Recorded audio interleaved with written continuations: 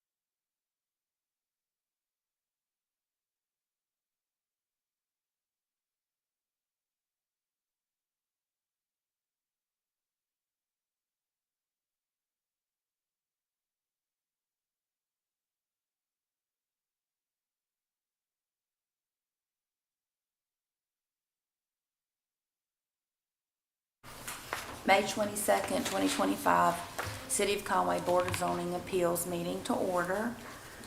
First thing we'll have to do is a little housekeeping. We'll need to approve our minutes from our meeting last month. So if anybody's got questions or comments. I'll make a motion to approve those minutes. There's a motion to approve. We've got a second. All in favor? Aye. Okay, so the minutes from the April meeting are approved. As we get started, we always go through our criteria to make sure that everybody is aware of what we have to abide by when we're making decisions. So there has to be a legal determination of hardship. The board may grant a variance for an unnecessary hardship if it makes and explains the following findings, and we have to meet all of the criteria. It's not just one or two of the four, it's all four. Number one is extraordinary conditions. There are extraordinary and exceptional conditions pertaining to the particular piece of property. Two, other property. The extraordinary and exceptional conditions do not generally apply to other property in the vicinity. Three, utilization. Because of the extraordinary or exceptional conditions, the application of the ordinance to a particular piece of property would effectively prohibit or unreasonably restrict the utilization of the property. And lastly, detriment. The authorization of a variance will not be of substantial detriment to the adjacent property or the public good, and the character of the district would not be harmed by granting a variance. So with that being said, I understand that our first agenda item, there's not going to be anybody present for that one, so it'll be deferred for the next meeting. So that takes us in our agenda to the second agenda item. And I will ask city staff if they would to please go ahead and walk us through that one so we can discuss. Mr. Brooks Marlowe, agent for Lamar Outdoor, requests an appeal of the zoning administrator's interpretation of the City of Conway's UDO, section 12.1.6, nonconforming signs, and 11.4.14 traditional billboards, digital billboards, and off-premise signs regarding the repair of an existing billboard located within the SCDOT right-of-way at Highway 378 and Rue Street. The billboard located at the corner of 378 and Rue Street within the SCDOT right-of-way was damaged in a recent storm. The applicant came to the office to inquire about permitting repairs to the billboard. The applicant was advised that billboards are considered legal nonconforming, and staff could not permit repairs. The applicant cites Article 12, nonconformities, Section 12.1.2F, general provisions, as their reasoning for the billboard to be authorized for repairs. The applicant provided a quote for a new billboard as well as a quote for the billboard repairs. The applicant also provided an SCDOT encroachment permit from 1973. The zoning administrator's interpretation is as follows. Section 12.1 nonconformities states nonconforming structures or uses may be continued provided they conform to the provisions of this section. This section is 12.1 nonconformities, not 12.1.2 general provisions. General provisions provides a foundation for a broader set of regulations. Therefore, the applicant must then refer to 12.1.6 nonconforming signs, where all provisions would apply. The applicant later submitted an updated SCDOT encroachment permit from this year. However, number 12 of the permit states, please notify the owner of one pole in the right-of-way. They will need to move the sign back on the property. The billboard is no longer approved in the SCDOT right-of-way. Mr. Marlowe also provided a designation of agent form signed by the adjacent property owner, Mr. Kenneth Bellamy. With the relocation of the billboard to private property, this becomes a new submittal, and section 11.4.14 applies. All traditional billboards and off-premise signs are prohibited. Staff discussed section 12.1.6F, billboard sign replacement program, with a gentleman by the name of Mason from the Columbia office for Lamar. The program requires 3 legal non-conforming billboards to be removed from within the city limits in order to permit 1 digital billboard on Highway 501 bypass and Church Street. The billboard that was removed from the corner of Highway 378 and Rue Street will count as one of the 3. Appeal requested. Section 12.1.2F, general provisions, grant the appeal based on 12.1.2F, which allows non-conforming structures to be repaired when damage is less than 50% of the appraised value. And Mr. Marlowe is here if you have any questions.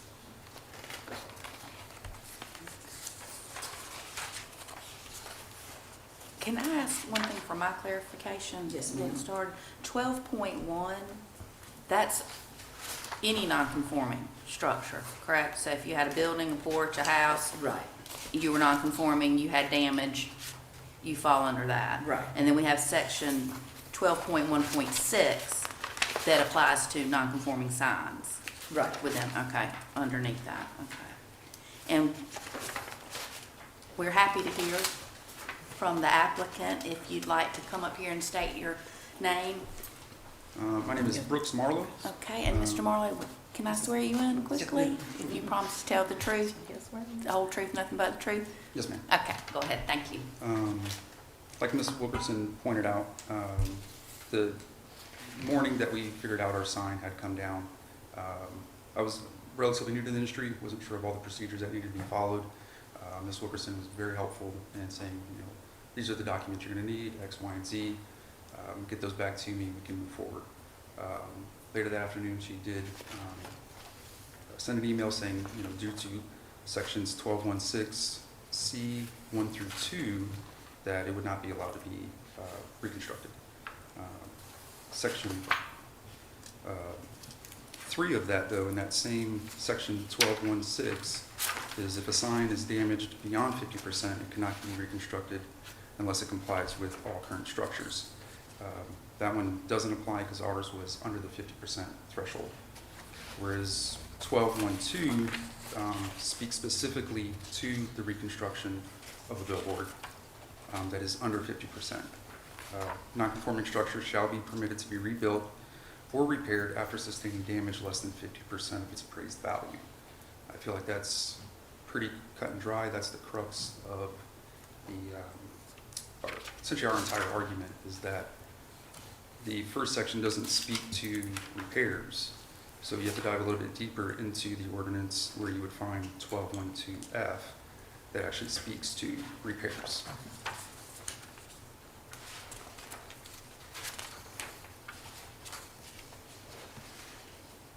Can I ask a question? So the billboard sign replacement program that you spoke with Mason from Columbia about, Correct. was that in reference to this sign? It was, yes. Okay, so he's considering that this is part of that and that this sign would be giving up? It was a ulterior direction that if this was not granted, could that sign be used in the replacement program? My fear though is if it's not granted, it sets precedent. So if a hurricane comes through and blows down all of our structures, we have no recourse to get them back up. If this sign that came down on May 31st due to storm damage, and it's being cited that it cannot be replaced because it fell over, like I said, I think that opens up kind of a can of worms where the drafters of the ordinance did set a pathway for the reconstruction of a down billboard. But is the billboard being moved to a different area? Because it said that the property owner, DOT did note, like Ms. Wilkerson said, that the structure, one of the poles sits on the right-of-way line. And they've approved it under the stipulation that we scoot it back off of the... to a private property owner. Yes, ma'am. That would be Mr. Kenneth Bellamy. Okay. About how far is it being moved? I mean, I'm not sure. that Sure. matters, It'd be approximately 3 feet. but- And So- it's, I'm sorry. no, go ahead. Well, so all, it's multiple posts, all but one are already on his property, and he's saying.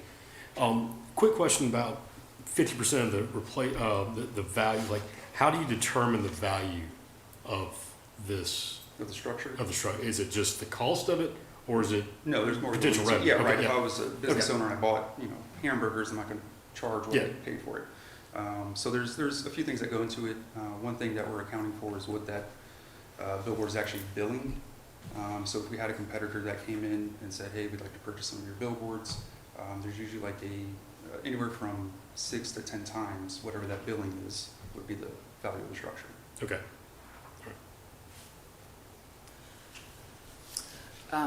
Also, for staff, once the SCDOT decided that the billboard needed to move, for staff, that becomes a new submittal. Like it's not going back in the exact same place it was. And so we would not permit it based on, we do not permit billboards, so. So at that juncture, because it's new and it becomes a new submittal, we're not, the 50% or the amount of damage doesn't become an issue because we're, and I'm asking, like, doesn't become an issue because then we're a brand new submittal under a different set of Right. Because you're not regulations. putting it back where you found it, Right, basically, you're right. moving it. Mhm. That's what I want to make sure, yeah.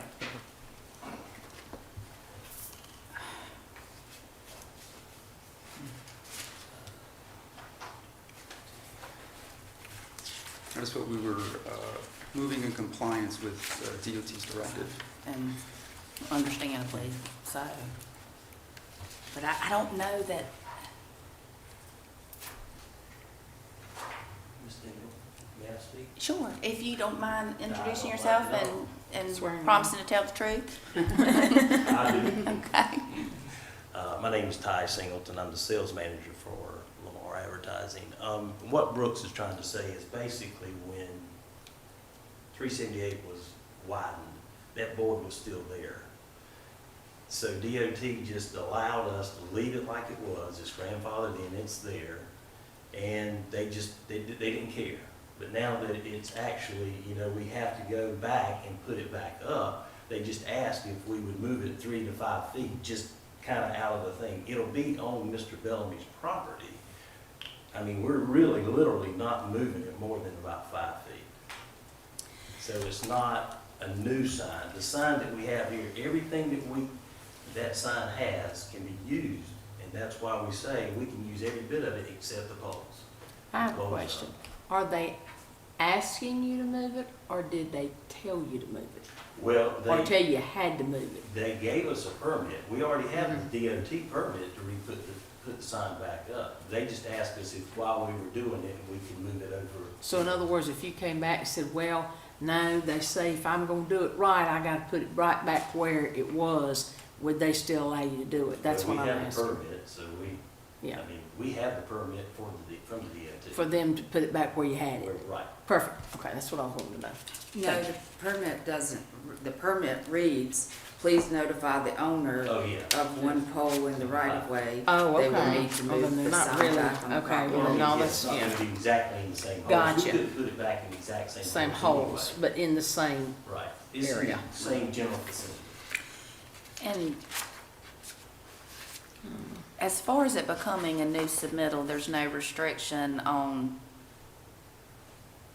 how far it has to be moved. It's just if it's not going in the same place, be it an inch, be it a foot, be it 10 feet, Correct. it is not going to be in the same place. Correct, yes. Are we referring to like a relocation aspect of it? Right, yes, sir. And what makes it a new submittal, which then makes it fall into a different set of guidelines? That's what I was, Different Well, UDOs. Yeah. If we're referring to it as relocation, it's still in the same parcel, we're not increasing the nonconformity of it, we're not making it bigger or even changing the orientation of the structure. So as far as it, I understand it's an adjustment on the structure, but not necessarily a relocation. When I think of a relocation, it's either within the city, the county, the state, even international. That would be a relocation. mhm. How many signs are in the city limits? You have any idea? You talked about setting a precedent earlier. Yeah, I actually sent Ms. Wilkerson a little PDF or an Excel spreadsheet documenting all of our structures, their locations, panel numbers, things like that. I believe it was 35, 36, somewhere in that ballpark. So is it the goal of the city to completely do away with billboards?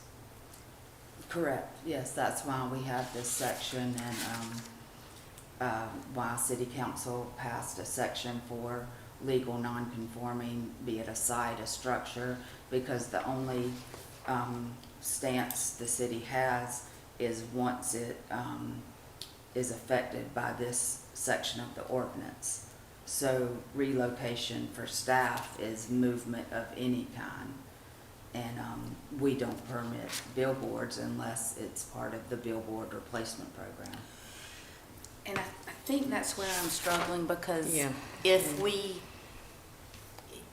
any movement is relocation, and then we fall under the new guidelines, you don't permit them. So I think in my mind, that throws us back into, then do our 4 criteria apply for variance?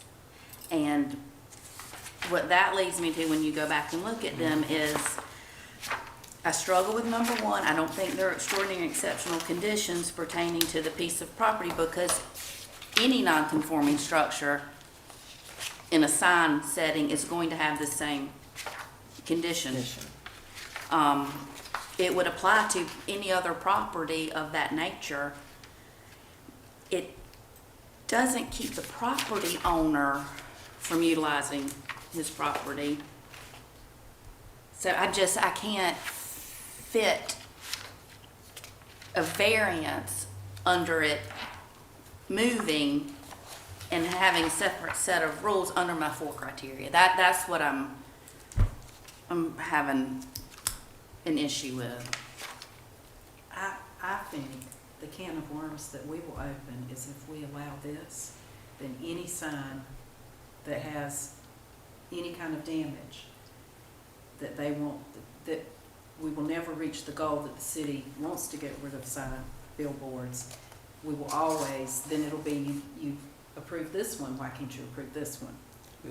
I'm just asking, if the intent of the drafters of the ordinance was to abolish billboards, I think they would have stated as such and not given a path for the repair of the structures.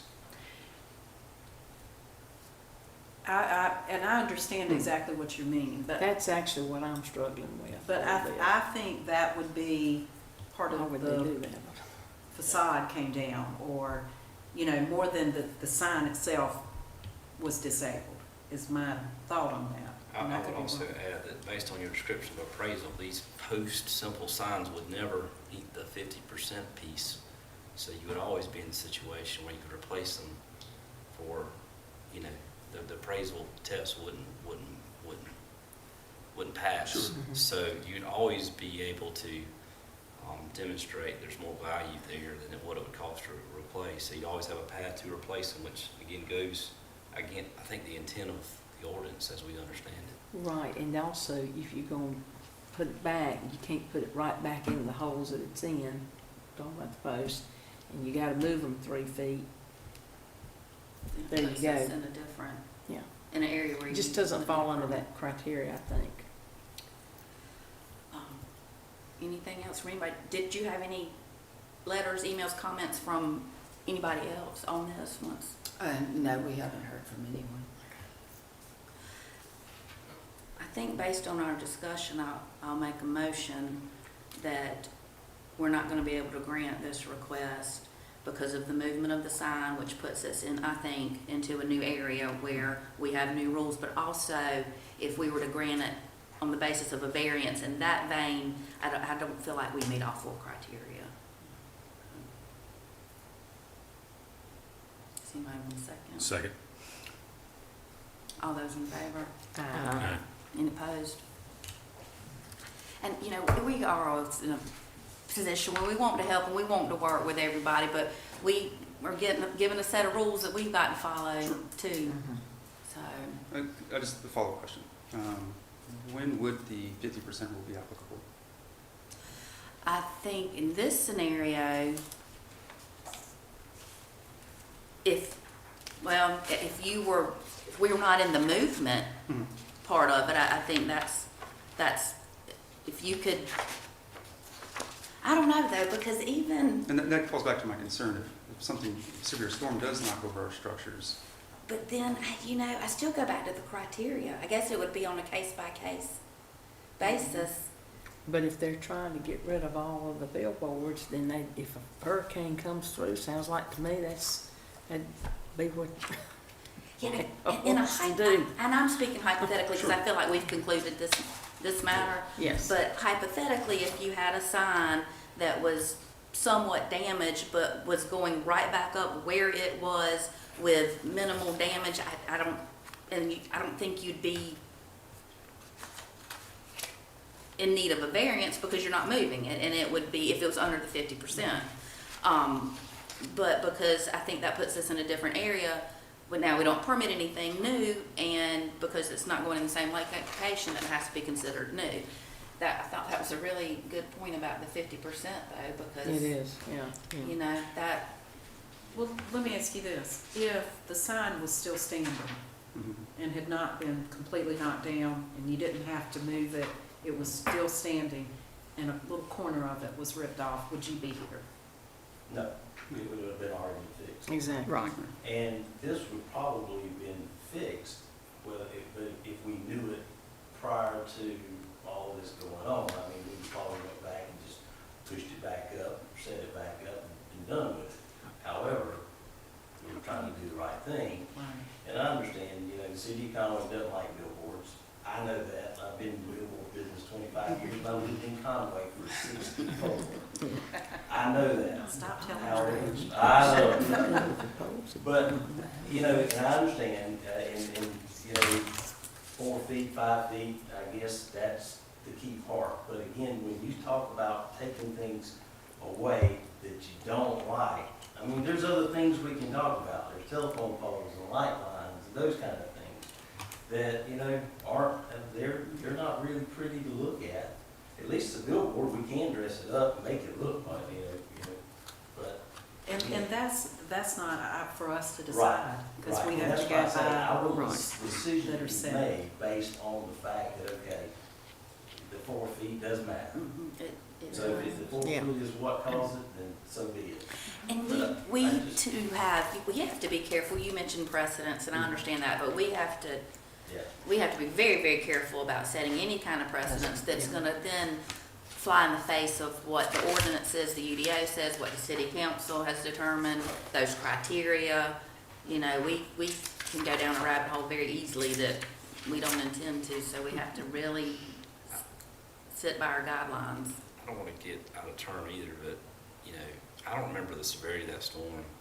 I don't know if y'all do any kind of pole testing, but if they came across rotten poles with their 35 signs in place, I think it would be prudent to replace them and maintain them for the structural integrity if we get these storms. I mean, that would give them a path, right, to mitigate some of the risks with, Yes. Well, there's not. Within the ordinance, you cannot change out the structural support. So even if we wanted to So you- upgrade it to I-beams, the ordinance doesn't allow for that. okay, so you can't even replace it Yeah. or maintain it effectively, okay. Well, I think we can appreciate the position, but like we said, we're working within the guidelines, of course, that have been given to us. Okay. Thank you for your time. I Thank appreciate you it. for your time, we appreciate it. Is there anything else that we need to address? Ms. Wilkerson? No, ma'am. I'll make a motion that we adjourn. Second. So, All